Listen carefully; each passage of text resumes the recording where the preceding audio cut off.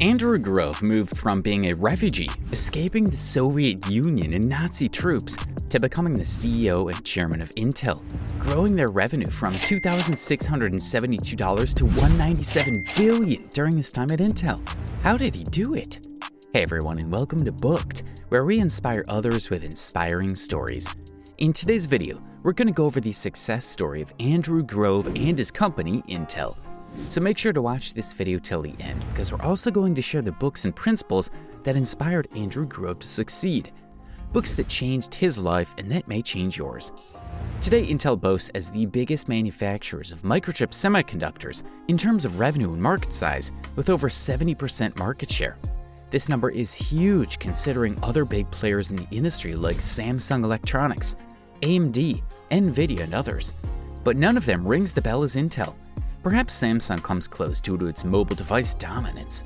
Some of the top names that have done business with Intel include Dell, which accounts for 17% of Intel's revenues, Lenovo, which accounts for 12%, and HP Inc., which accounts for 10%. Apple used to be a big customer for Intel, but later moved to manufacture their microchips. This move still didn't affect Intel's dominance in the market. Oh, maybe a little, but Intel is still king in the microchip industry. Founded in July 1968 by two American engineers, Robert Noyce and Gordon Moore, Intel commenced operations with an investment of $2.5 million, an investment from Arthur Rock, famous for coining the word venture capital. Andrew Grove came into the picture because he worked together with Robert Noyce and Gordon Moore at Fairchild Semiconductor.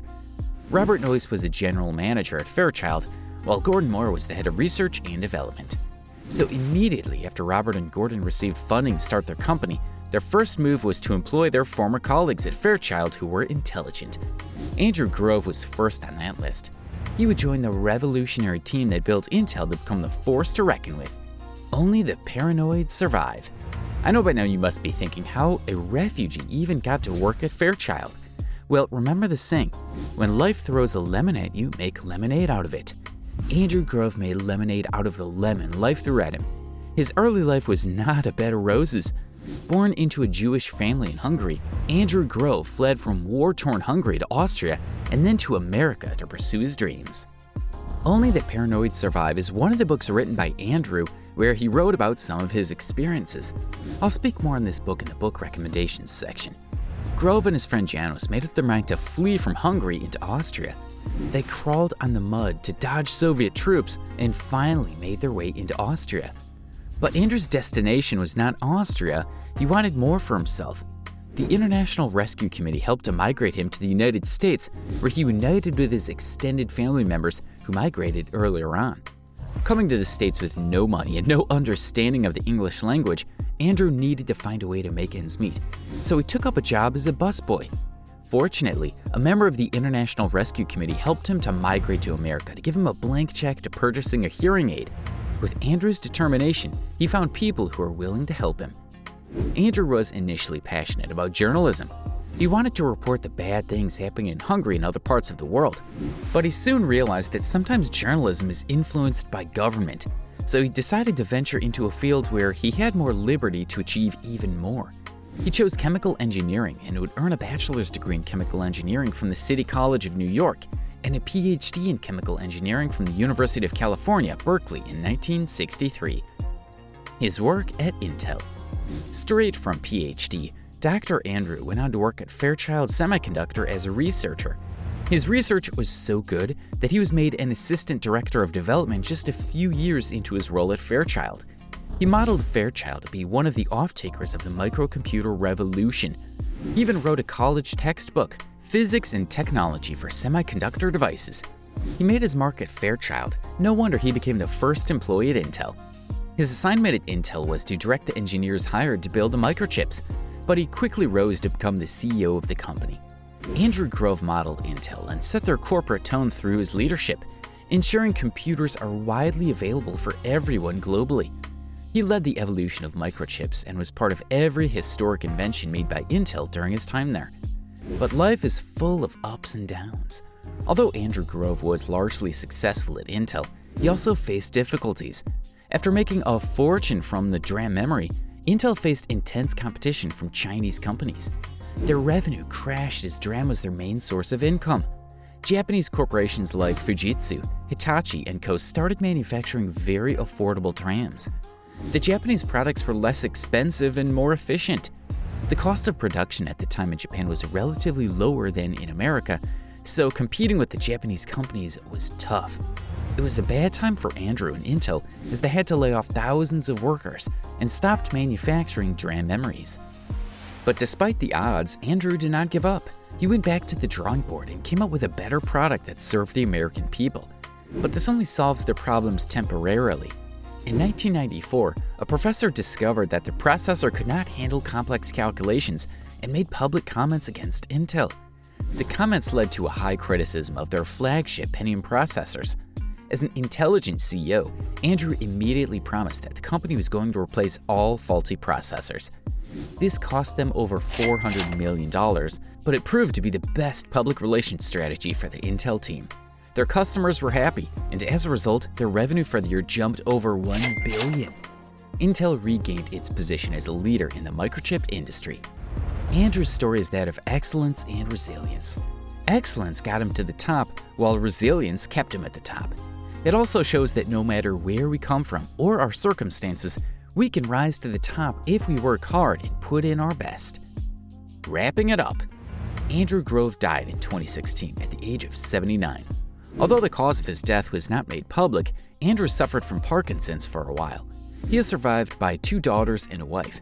Even though he's no longer living, his work will continue to make history. He received hundreds of awards and honors, which include the George Washington Award, IEEE Medal of Honor, CEO and Executive of the Year, and a lot of others. He also donated to foundations, and especially to the foundation that helped him migrate to the United States. As we wrap up this section, I'd like to share with you one of Andrew's favorite quotes. Bad companies are destroyed by crisis, good companies survive a crisis, great companies are improved by crisis.